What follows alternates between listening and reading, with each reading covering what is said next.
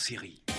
Bon début d'après-midi, bon lundi. J'espère que vous allez bien. Marianne Paquette qui est là pour les 30 prochaines minutes. Vous écoutez Expert en série sur Canal M. Aujourd'hui, on parle de sujet qu'on a abordé quelques fois à l'émission, c'est-à-dire le TDAH, mais jamais de l'angle adulte. On a souvent parlé de ce trouble-là vécu par les enfants. Aujourd'hui, on en parle notamment chez les adultes, mais chez les adultes en milieu de travail. Sujet qui est encore assez tabou au Québec, beaucoup de préjugés qui y sont liés. On pourrait penser que les adultes qui vivent avec le TDAH, donc trouble déficit attention avec ou sans hyperactivité, peuvent être des personnes désorganisées, inattentives, voire paresseuses. Sauf que, et ça, on l'a appris lors des précédentes émissions, c'est un trouble qui est neurologique et qui n'a rien à voir avec les aptitudes générales ou encore moins avec l'intelligence des personnes.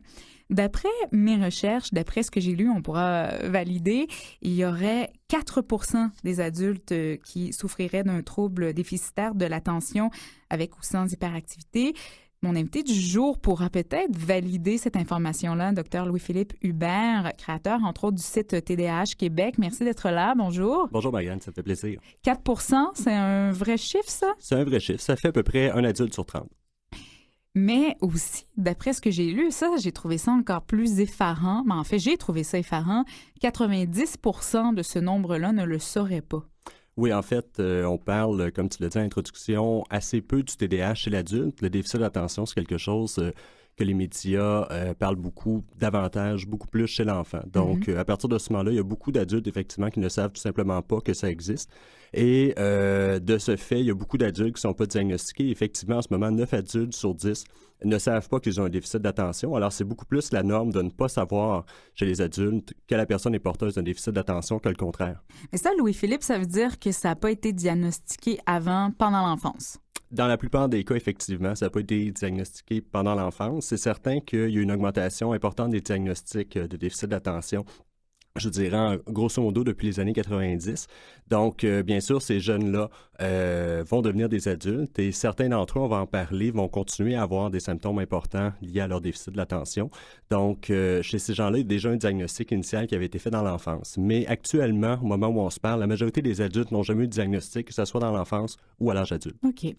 Louis-Philippe, tu es là parce que, bon, tu es médecin résident, tu t'intéresses particulièrement à tout ce qui est lié au TDAH.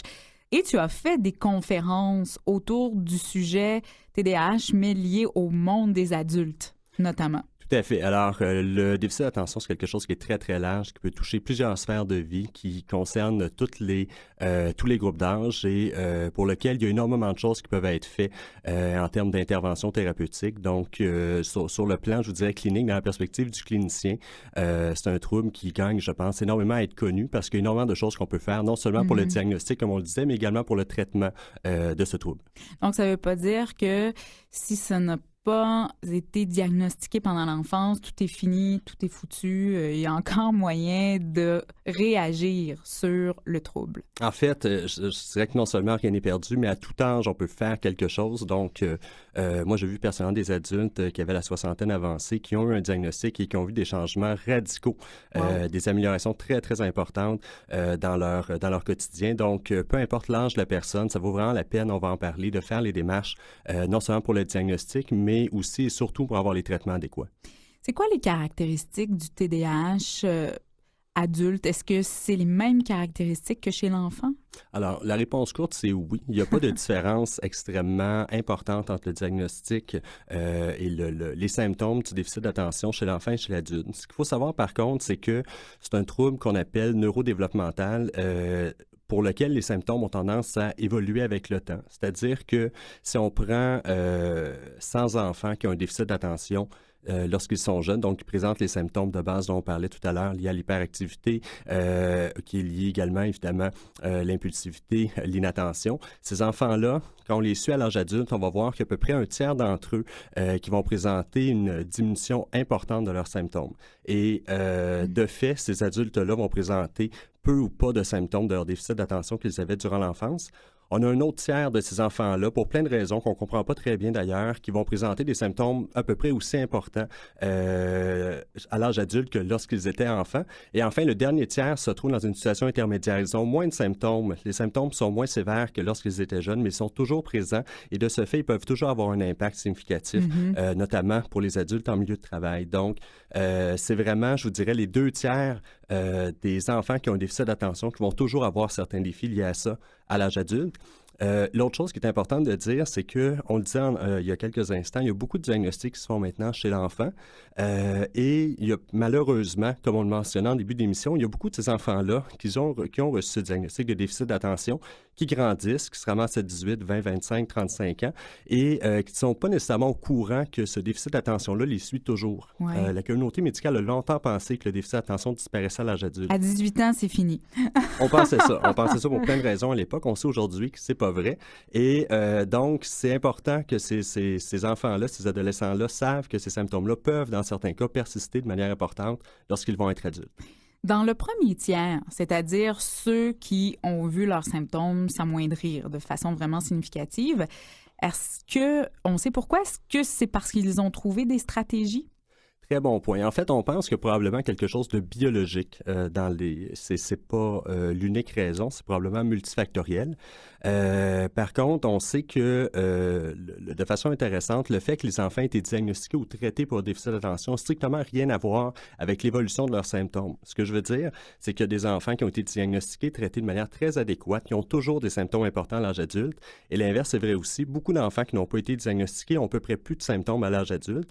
Maintenant, au-delà des symptômes, la capacité de compenser pour les symptômes, tant chez l'enfant, chez l'adolescent que chez l'adulte, peut effectivement aider à mieux gérer les symptômes. Mais c'est certain que c'est pas juste une question de compensation de stratégie. Il y a probablement une composante biologique là, dans l'évolution du trouble qu'on comprend pas très bien. Ouais. Ce qu'on peut dire de façon intéressante, c'est qu'il y a une étude qui a démontré que les symptômes qui diminuent le plus de l'enfance à l'âge adulte sont les symptômes liés à l'hyperactivité.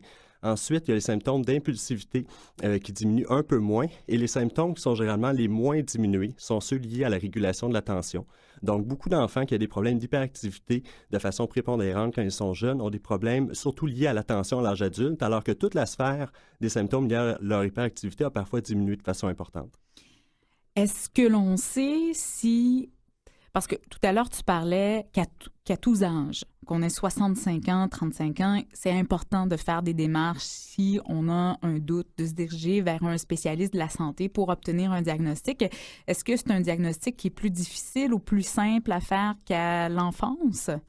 Probablement que ça dépend de l'expérience des cliniciens qui sont consultés. Définitivement, les cliniciens qui sont bien informés, bien formés sur le déficit d'attention vont probablement avoir une relative facilité là, à suivre le processus diagnostique chez l'enfant, l'adolescent ou l'adulte, tout dépendamment de la clientèle avec laquelle ils travaillent. Maintenant, peut-être qu'une nuance, c'est que chez le très jeune enfant, à l'âge préscolaire, souvent, il peut exister un certain flou au niveau du diagnostic. On voit souvent des hésitations entre est-ce qu'on parle d'un déficit d'attention, est-ce qu'on parle d'un trouble du spectre de l'autisme, est-ce qu'on parle de d'autres troubles, par exemple génétiques héréditaires. Donc, parfois, chez le très jeune enfant, le diagnostic est difficile et les choses peuvent se clarifier là, avec le développement. Chez l'adulte, évidemment, on retrouve moins cette composante-là, compte tenu, évidemment, que la personne a déjà évolué. Et parfois, ça peut être plus simple dans le sens où les symptômes du TDAH sont des symptômes chroniques. Donc, souvent, chez la très vaste majorité des gens, ces symptômes-là sont présents dès l'enfance. Alors, on peut retourner dans l'histoire de la personne et retrouver de façon consistante certaines difficultés ou certaines particularités de fonctionnement propres au TDAH de la personne. Et ça peut, dans certains cas, faciliter le diagnostic. Je me mets dans la peau d'un adulte qui nous écoute et qui se dit est-ce que j'ai un TDAH? Qu'est-ce qui peut nous mettre la puce à l'oreille pour se dire je pense que j'ai besoin de consulter, de poser des questions à un médecin? Alors, il y a plusieurs caractéristiques cliniques, il y a plusieurs symptômes qu'on retrouve dans le déficit de l'attention. Ce qui est assez universel, c'est des symptômes qui sont liés à la régulation de l'attention. Alors, une caractéristique qui revient souvent, c'est que les gens avec un déficit de l'attention ont beaucoup de misère à focusser leur attention sur quelque chose qui n'est pas extrêmement intéressant, extrêmement stimulant. Donc, c'est des gens qui vont être extrêmement facilement,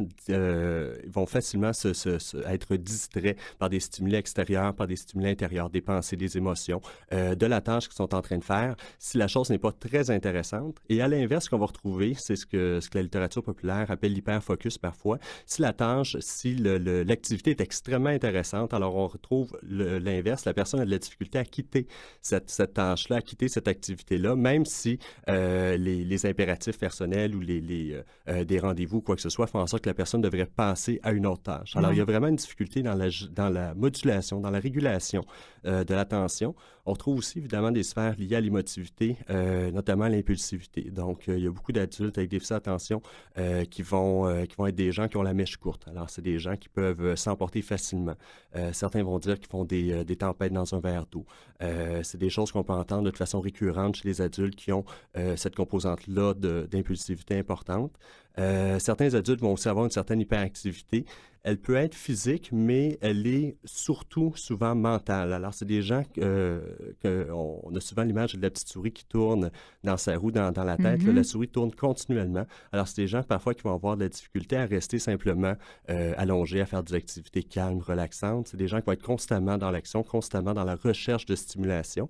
Alors, c'est des choses qu'on peut retrouver chez beaucoup d'adultes qui ont un déficit de l'attention et les gens qui nous écoutent peuvent se reconnaître dans ces traits-là. Évidemment, faut comprendre que si je parlais de la régulation de l'attention, la plupart des gens vont préférer faire des activités intéressantes qu'inintéressantes, vont être plus distractibles dans ce temps-là. C'est des choses qui sont universelles, mais les symptômes du déficit de l'attention, là où ça devient un trouble, c'est que l'intensité de ces particularités-là font en sorte que la personne a réellement une difficulté à quitter ces activités-là et que ça va entraîner, dans certains cas, des conséquences négatives. Et c'est là que je pense que le TDAH devient un trouble et qu'on doit intervenir pour faire quelque chose, pour améliorer la capacité de fonctionner de la personne et son état psychologique. Il faut dire aussi, Louis-Philippe, que le milieu du travail a beaucoup changé dans les dernières années.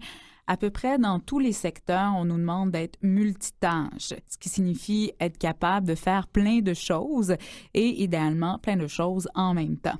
Donc, de morceler notre attention de cette façon-là, j'imagine que ça enlève aussi une certaine forme de concentration et qu'il y a beaucoup d'adultes qui pourraient se considérer comme TDAH ayant un problème du déficit de l'attention quand ce n'est pas nécessairement le cas. C'est tout à fait vrai, Marianne. En fait, il y a certains adultes, effectivement, qui consultent dans des cliniques spécialisées en déficit de l'attention parce qu'ils pensent avoir les caractéristiques liées à ce trouble. Et on se rend compte, en fait, à questionner la personne, que c'est vraiment son environnement, c'est les demandes du milieu qui excèdent les capacités de la personne à y répondre. Et à ce moment-là, effectivement, c'est pas une question de TDAH, c'est vraiment lié à l'environnement, à la demande de l'environnement, qui fait en sorte que la personne a des difficultés à rencontrer ses objectifs, là, que ce soit notamment au niveau professionnel.